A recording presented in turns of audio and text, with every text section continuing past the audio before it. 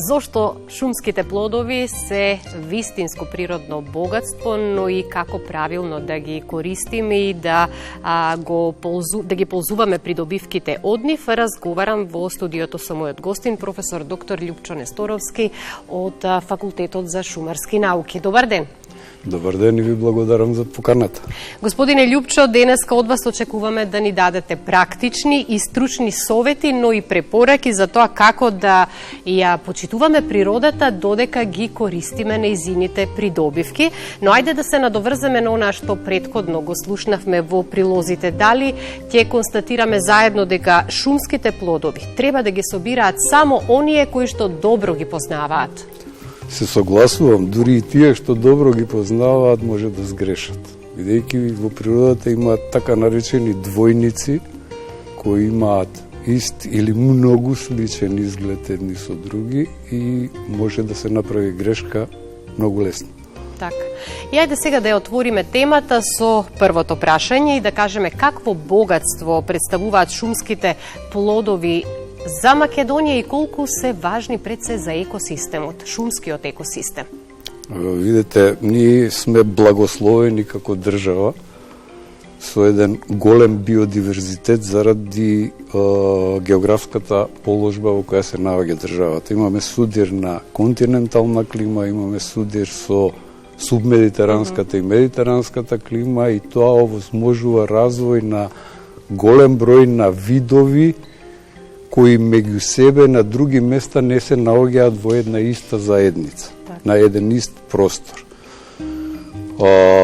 Може би шумите ни се со послаб квалитет, меѓутоа биодиверзитетот, односно она што го имаме како додаток, да речеме, или состојба која ја следи шумата, во тој аспект сме многу богати. Иначе, другите неспоредните или останатите производи, така наречени се недрвни производи од шума, согласно ФАО класификацијата, се делат на плодови шумски и на шумски функции. Сега шумските плодови се најразлични, односно другите шумски производи се многу различни. Порано се користеле многу повеќе во различни индустрии, да ги наречам, или мануфактури кои работеле, за разлика од денес, кога сме сконцентрирани претежно на оние што можеме да ги конзумираме како храна, или како чај, или како плод. Така да се пребогати сме со тој ресурс, да речем. И сега кога говориме за придобивките и хранливата вредност, што ги прават шумските плодови толку хранливи и вредни за исхраната? Прво затоа што се природни. Значи, нема кај нив хемиски третирања, нема дополнителни наѓубрувања со вакви или такви хемиски препарати со кои би се поттикнало нивното растење. Они се способни максимално да го искористат, да ја искористат состојбата на самата почва и на климата во која растат. Така да немаат стимулатори во нив.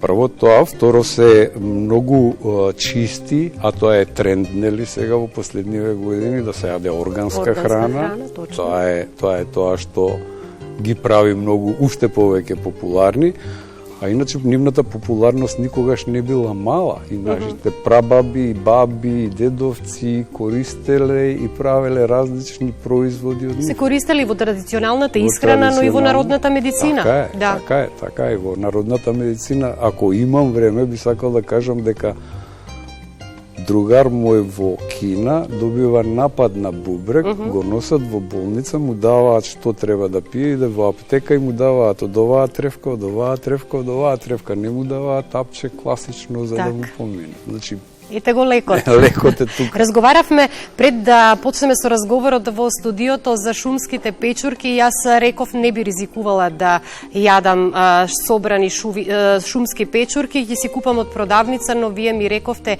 не е ист вкусот. Не е ист. Не е исто производството прво, второ самиот производ има различен вкус, различни карактеристики, а второ знаете, многу е поубаво кога сам ќе си го набереш плодот и самиот ќе си го сготвиш или ќе направиш чај од него или било што. Сега, за да навлезем уште повеќе во темата, денеска би сакала и да споменеме кои шумски плодови најчесто ги берат граѓаните, ги собираат. Како што напоменав, значи порано се користеле многу други шумски производи.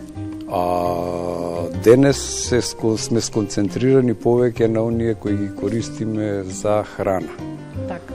Тука се најпопуларни габите, односно печурките, и тоа 20 на видови кои се многу популарни и кои се собираат.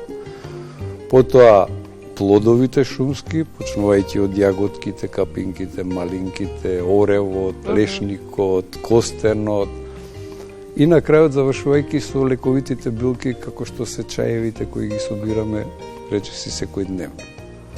Ги споменавме предходно, сега ќе проговориме за тоа, опасностите и ризиците кои што се неминовни во оваа дејност. Со зголемената популарност на собирањето на шумските плодови, рековме дека растат и прашањата како да препознаеме кои се безбедни за јадење, а кои можат да бидат опасни и кои плодови, дали може да кажеме кои плодови луѓето најчесто ги мешаат со отровни или опасни видови и со тоа го ставаат под знак прашање своето здравје. Видете, ако се претера и со најлековитиото растение или најхранливото растение, не е добро. Значи, секогаш може да направиме проблем на организмот. Меѓутоа, спомнав и на почетокот, постојат многу двојници во природата, кои се многу слични помеѓу себе со форма, боја, големина, кои можат да ве заблудат и да помислите дека е тоа вистинското. Токму заради тоа треба да бидеме многу внимателни при нивното консумирање. Значи не е само нивната отровност, да речеме, и лековитите билки, ако ги земеме во преголема количина, дозата со која се служиме или ќе ја користиме, таа доза може да направи проблеми во организмот. Така да не препорачувам на никого што не ги разбира добро, одлично да речем. Одлично треба да познава, точно. Видовите не му препорачувам на никого да се занимава со таа проблематика. Сега, ако ве прашам што треба да се знае или што треба да се направи ако се посомневате дека сте консумирале погрешен или контаминиран шумски плод, дали во природата можеме да најдеме противотров? Сигурно, постои, меѓутоа тие отрови генерално не делуваат така брзо, така да имаме време да поидеме до амбуланта и до доктор, меѓутоа генерално право на доктор се оди и докторот одредува што треба понатака да правиме, како да го елиминираме отровот од телото. Так. Од еколошки здравствен аспект, дали секогаш знаеме од каде потекнуваат и колку е чиста средината во која што се собрани шумските плодови? Тоа е едно од главните прашања и би сакала да ми кажете колку е важно да се знае нели каде се берат плодовите, затоа што постои ризик и од загадена почва, загадени подрачја, во близина на патишта. Едноставно ќе кажам, не секоја природа е соодветно место за собирање на плодови. Токму се согласувам со тоа, меѓутоа не можеме да кажеме ништо точно, затоа што измешани се работите малце. Се работи повеќе за бизнис во моментов, отколку за размислување коректно во однос на тоа што ќе го собереме или ќе го продадеме. Што повеќе да се најде, што повеќе да се собере. Што повеќе да се собере и што повеќе да се... Ризикот е голем, значи не се собираат од отпадни места, не се собираат од покрај патишта, од други загадени места, затоа што самите растенија, самите собираат елементи, растат и користат елементи од самата почва или воздухот кои се во незината непосредна околина. Так. И користејќи ги тие субстанции кои се таму, они ги внесуваат директно во нив, преку нив ние ги внесуваме во нашето тело. Така да мора да бидат многу чисти средини, каде што нема фабрики, нема загадувања, нема јаловишта од фабрики останато, нема рудници. Значи, претежно, моја препорака е од високопланинските предели, каде што навистина е малце почисто, за разлика од другиве делови, кои што се нападнати од човечки активности. Так. Проговоривме за придобивките, проговоривме и за ризиците по здравјето на човекот кога станува збор или за собирање на шумски плодови. Меѓутоа, мораме да истакнеме дека постои и ризик за зачувување на природата. И тука треба да бидеме многу внимателни. Како правилно се берат шумските плодови за да не се оштети природата и ресурсите и колку се внимава генерално на овој аспект. Овде зборуваме и за периоди и услови кога се берат одредени видови на плодови. Видете, генерално, значи, за собирањето имаме два периода. Имаме доцна пролет и рана есен, кога се собираат различни видови во моментите кога во нив се наоѓаат најмногу од корисните материи. Значи, не секое растение се собира во секој момент. За да се заштитат тие, мора да постои многу голема контрола. За жал, или самосвест, да речем, кај луѓето, за жал, кај нас тоа не постои се уште. Се уште таа проблематика не е доволно добро регулирана. Јас ќе се пријавам како собирач, ќе платам дозвола, ќе отидам, ќе соберам огромна количина, без да размислувам за тоа што понатака останува тоа. Зборувам за најголемиот дел од луѓето. На Запад е сосема другачие решено. Овие што се, да речем, хоби собирачи, они можат од секое место да соберат по 1 кило од било кој производ без да биде наплатено. Ама имаат свест и толку собираат. Ако ги фати службата чуварска дека собрале повеќе од тоа, тогаш им наплаке на лице место одредена казна. Постојат многу загрозени видови. Во Европа постои така наречена црвена листа на видови кои не смеат да се собираат, се загрозени. Так. Истата таква листа се направи и кај нас, меѓутоа таа листа треба уште малце да се доработи. Меѓутоа на терен е сосема друга ситуацијата. Значи, шумата во Македонија, шумските комплекси зафаќаат преку 45% од територијата на државата. Некој нема кој да ја чува. Тоа е отворен магазин во кој секој може да влезе и ако случајно не налета на некој од чуварите, може да направи. Техниките на собирање се различни, зависи од тоа што собираме. За печурките е една техника, за лековитите растенија е сосема друга техника, за плодовите е сосема различна техника. Во смисол да не ги оштетиме за да може понатаму повторно да се развиваат и да раѓаат нови плодови. Генерално правилото е 1/3. Ако најдеме 10 стракчиња од чај, од тие 10, 7 да собереме, 3 да оставиме. Значи 30% да ги оставиме за да има и наредната година да може да се размножува. Тоа е генерално правило. Не важи за сите видови, меѓутоа генерално правилото е тоа. за да имаме одржливо некое. Така. Од ова што го кажавте, имам чувство дека денеска на вистина сме ја погодиле темата, затоа што треба сериозно и отворено да се говори на оваа тема, зашто е можно повеќе луѓето граѓаните кои што се занимаваат со собирање на шумски плодови да добијат повеќе информации за тоа како пред се да се однесуваат во природа, како да се грижат за својата безбедност и генерално да допринесуваат и во заштита на животната средина, но и во развојот на економијата за своја лична екзистенција. Видете, за жал можам да констатирам дека ние немаме чувство на општествено добро, на општествено заедничко добро. Во смисол дека треба да го чуваме тоа што го имаме. Тоа што е мое, јас го чувам многу добро, знам да се посветам на тоа. Меѓутоа, тоа општественото, односно државното, да речам, малце тука ни фали. И од тој аспект треба многу да се работи на таа проблематика. И колку вие како факултет за шумарски науки имате можност да дадете ваш придонес во подобрување на состојбите кога станува збор во собирањето на шумските плодови и некаква регулација на оваа дејност и заштита на природата? Видете, за жал можам да кажам дека ние го посветуваме нашето внимание најмногу на студентите. Оваа тема што вие ја отварате и што е навистина интересна и перспективна и за луѓето, а и за државата, посебно за руралните средини, е тема која многу малце ги интересирала до сега овие кои донесуваат одлуки.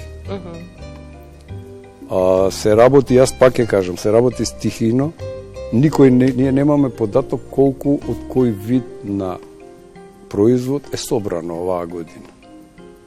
Единствена информација што можеме да ја добиеме, и тоа со судни маки, е колку сме извезле. Така.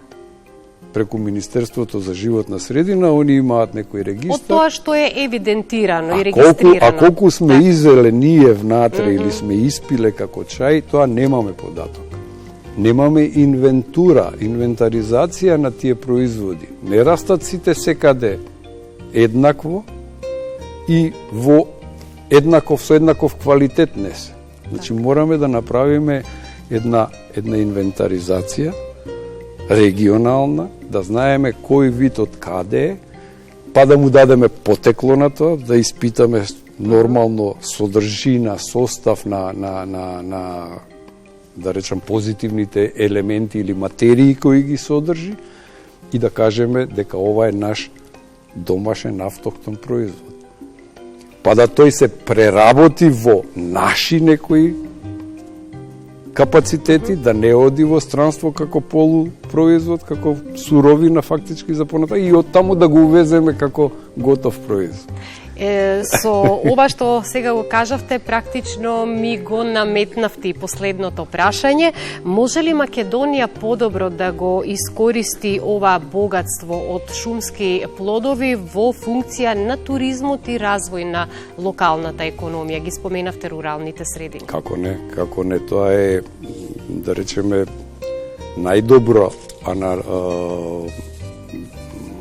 поставено, да речеме, во Малешевскиот дел, каде што имаме голем број на производи, се извинувам, кои ги работат домакинствата и кои ги пласираат на пазарот. Од разни джемови, од разни сокови, од разни сирупи, од разни чаеви, од медови, вакви, такви. Значи имаат многу производи кои самите домаќинства ги работат. Меѓутоа, за тоа да се направи треба некоја организација барем да има. Да имаме 1 до 2 фабрики кои ќе преработуваат едни производи, уште 1 до 2 други фабрики кои ќе преработуваат други производи, за да дојдеме до краен производ на кој му е неколку пати зголемена вредност. Ние го продаваме за ефтини пари, а го купуваме потоа повторно преработен готов за многу поскапа цена. Како податок можам да ви кажам дека само извозот на вргањ во 2011 година, вргањот во сите три различни форми, свеж, сув или во мариниран, вредеше околу 7 милиони евра по откупна цена кај нас, не по продажна цена надвор. Сега видите колкава е таа вредност кој ќе ги додадеме и другите производи. Колкави се придобивките. Имаме уште многу да говориме на оваа тема, но времето толку ни дозволува денеска. Доволно што ја отворивме темата, па ќе имаме можности во некоја наредна прилика. Ви благодарам многу што бевте мој гостин денеска. Благодарам и на вас и се надевам дека ќе отвориме подетални теми на ова, да речам, дел од шумарството кој е за жал запоставен до сега. Благодарам уште еднаш.